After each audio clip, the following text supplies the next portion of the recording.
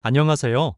사적인 이야기입니다. 오늘은 대한민국 초대 대통령 이승만에 대하여 알아보겠습니다. 이승만은 조선 말기부터 1960년까지 격변의 한국 현대사를 통과한 인물이며 독립운동, 외교, 정치 등 다양한 분야에서 활약한 인물이었습니다. 이 영상에서는 그의 생애를 짚어보며 이승만이란 인물에 대하여 알아보겠습니다. 이승만은 1875년 3월 26일 황해도 평산도호부에서 태어났습니다. 본관은 전주이시이며 삼남 이녀 중 삼남이었습니다. 그는 전통 유교 가정에서 성장했지만 젊은 시절 신학문에 관심을 가지며 변화를 겪게 됩니다. 이후 배제학당에 입학하여 기독교 서구적 민주주의 영어를 접하게 됩니다. 이승만은 청년 시절 박영효 쿠데타 음모 사건에 연루되어 1899년부터 1904년까지 약 5년간 투옥 생활을 하게 됩니다. 그는 감옥에서 영어 정치학을 독학하면서 그의 사상적 기반을 형성하였습니다. 추록 후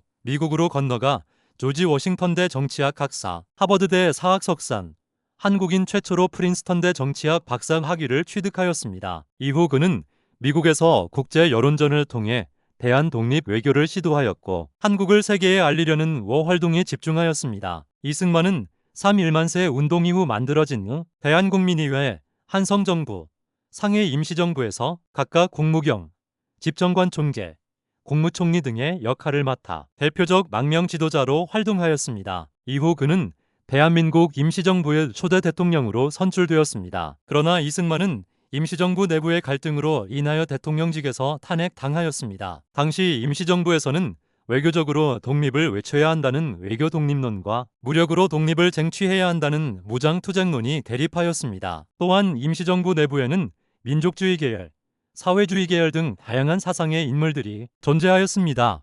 이러한 상황에서 임시정부의 주류를 이루고 있던 세력과의 갈등으로 인하여 이승만이 대통령직에서 탄핵당하게 된 것입니다. 이후에도 그는 미국에서 외교 중심의 독립운동을 지속하였습니다. 일본이 제2차 세계대전에서 패배하면서 한반도는 광복을 맞이하게 되었습니다. 광복 3년 뒤 이승만은 한반도 최초의 보통선거인 5.10 총선을 통하여 대한민국 재헌국회의원에 당선되었습니다. 이후 그는 재헌국회의장, 대한민국 초대 대통령으로 선출되어 그해 8월 15일 대한민국 정부를 건국하였습니다. 그는 강력한 반공주의를 중심으로 정권을 운영하고 자유민주주의의 중요성을 강조하였으며 1949년 의무교육제도를 도입하여 이를 학생들에게 교육하였습니다. 또한 이승만은 6.25 전쟁에서 미군, 유엔군과 협력하며 전쟁 초기 대한민국의 붕괴를 막는 데 중요한 역할을 하였습니다. 전후에는 한미동맹, 한미상호방위조약 체결 등을 추진하며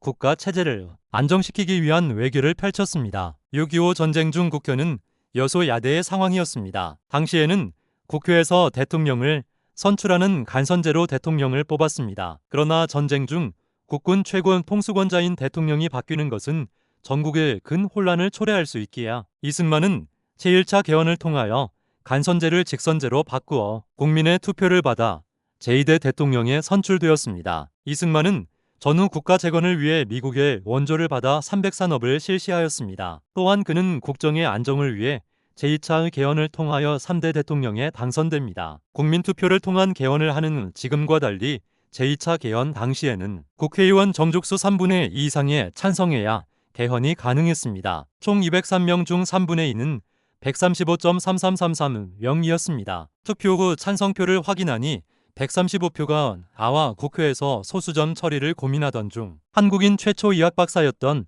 인하공과 대학장 이원철 박사와 서울대학교 물리과대학 수학과 최윤식 교수 등이 4 이하는 버리고 5 이상 올린다는 사사오입직 반올림을 근거로 들어 제2차 개헌안이 통과되게 됩니다. 시간이 흘러 1960년 3월 15일 제4대 대선 제5대 부선 당시 야당 대선 후보였던 조병옥이 사망하여 이승만은 단독 대통령 후보가 됩니다. 반면 부통령 후보의 경우 여당인 이기붕 자유당 후보보다 야당인 장면 민주당 후보가 유력한 후보로 거론되자 자유당 측에서 이기붕 후보를 당선시키기 위하여 3.15 부정선거를 자행하였습니다. 그 결과 학생들이 4.19 혁명을 일으켰고 이승만은 국민이 원하면 사퇴할 것이라 밝힌 후 3.15 부정선거의 책임을 지고 4월 26일 대통령직에서 자진하야 할 것이라는 성명을 발표하였고 4월 27일 자진 하야하였습니다. 이승만 대통령의 며느리는 4.19 혁명 당시 학생이 총에 맞았다는 소식을 접한 이승만 대통령은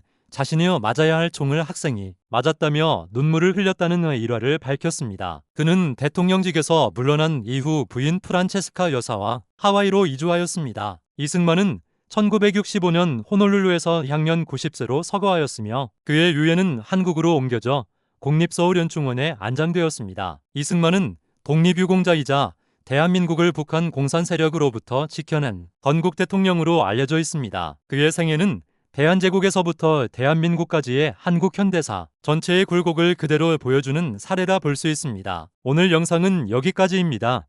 이승만 대통령에 대한 다양한 의견을 댓글로 알려주세요. 다음 편에서는 내각 책임제 시대의 대통령인 윤보선에 대하여 알아보겠습니다. 구독과 좋아요, 알림 설정은 채널 운영에 큰 힘이 됩니다. 감사합니다.